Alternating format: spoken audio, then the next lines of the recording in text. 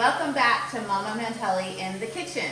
I wanted to start off today by the stove because we are making Joanna Gaines' sausage and hash brown casserole. And the first part of this is cooking up some Italian sausage. I just used Jimmy Dean's sausage out of the tube. I am cutting this recipe in half. Joanna has a huge family and I don't. So I just have Mike and I, and then the kids come in occasionally and eat, but I usually give this food away to friends and neighbors. So if you live close by, you may be getting a knock on your door. So I'm only gonna use half of this recipe, and so that means I'm only gonna use half of this sausage. So right now I'm just using my non-stick pan. So for this one, I didn't need to have a cast iron skillet. You could use one, but I didn't need to brown it, especially and make it crispy or anything like that. So a non-stick skillet is fine. And I'm just going to cut this up. And there is a tool that I use from Pepper Chef, but I can't find it right now. So it's called a mix and chop, and it'll chop up sausage and hamburger meats and things like that really well. But a good old wooden spoon works the same too. So that's what we're using right now. I'm just gonna keep chopping this up, and when we get done with this, we're gonna move over to the rest of the ingredients in this recipe.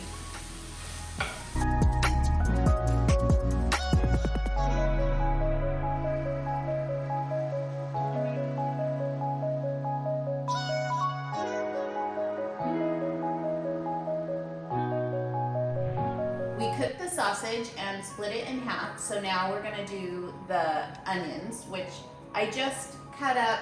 It said if we were gonna half the onions, it would do half an onion, but it still seemed like a lot. My family's not big on onions in recipes.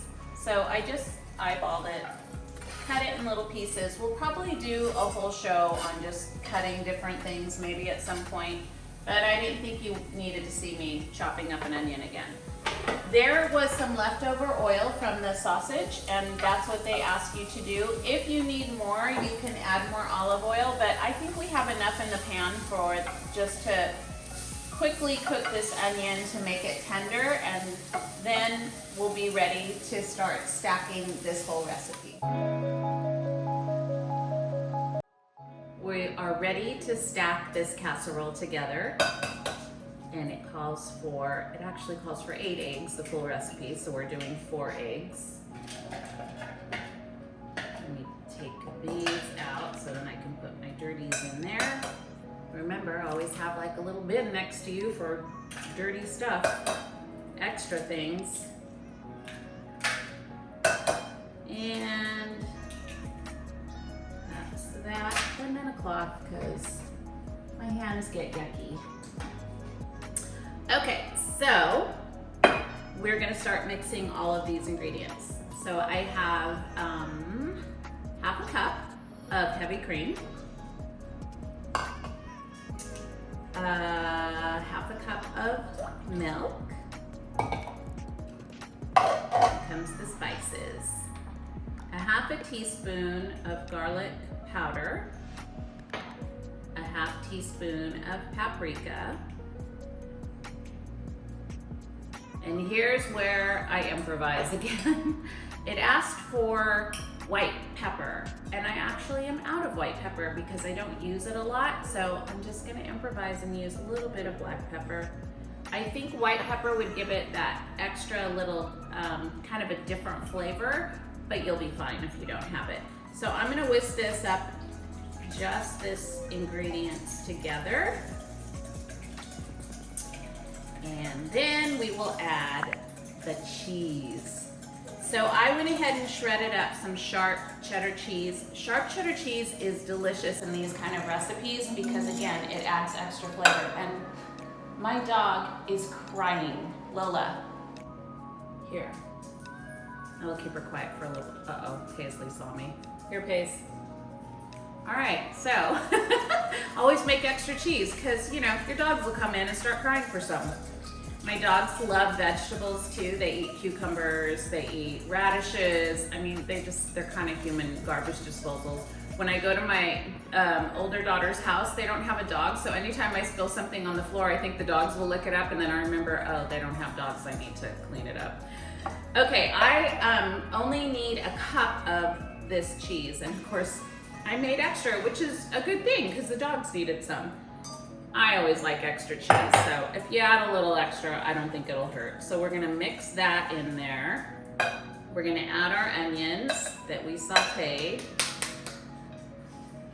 Get every little bit out of there.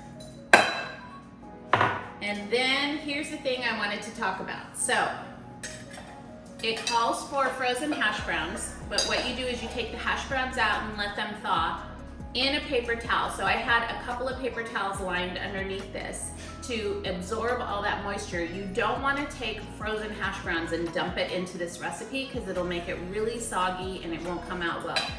What I did was I took that out and I put them in paper towels and then squeezed them. I actually put another layer of paper towels underneath that one and lifted up the old paper towels that were wet, soaked it in that again, like squeezed everything out so that these hash browns are as dry as they can be.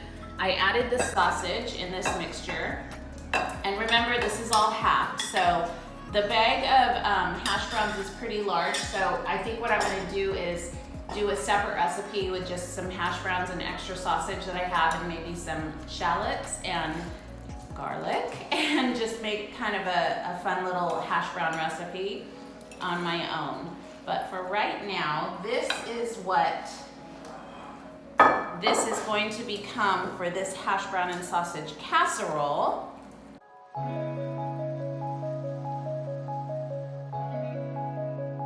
Now, if you didn't have a stoneware, you would probably want to spray your pan. But because I know my stoneware works really well without having to season it any extra spray on it, I can just load it right in here.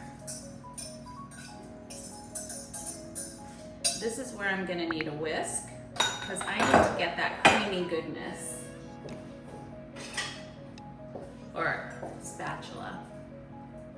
I already did a whisk. The name is not the same, but the action is what I'm looking for. So here we go. We'll get all the rest of that so we don't waste any of it, especially the cheese. Okay, so then just spread that around a little bit. This is gonna go in the oven for, let me read my recipe, 45 minutes about, or until the eggs are set. So you can set your timer to 45 minutes, maybe check it at 40, see how it is. This is the finished product before it goes in the oven, and we'll show you the finished product after it comes out. Okay, so this casserole came out of the oven and it is beautiful. I'll show it to you really quickly. And we're just gonna add some chives. Whoop. We're gonna add some chives to it to make it look a little colorful. All right, here's the secret part. I didn't make this for me this morning. I made this for my best friend, Rhonda. I'm gonna take this over to her as a surprise because I know she works really hard, and I know tonight her and I are doing a Bible study and she's probably got clients all day long. And so her family can eat this all day long. They can have it for breakfast, lunch, or dinner, or all three. Chives is something that you can buy in the store. It comes dried. It's one of those herbs that you can buy in a jar. But I just wanted to show you a chive is really just this green part from an onion. And so I'm just gonna do some fresh chives off this green onion. I always cut off the ends a little bit. And I'm just gonna cut this very, very thinly.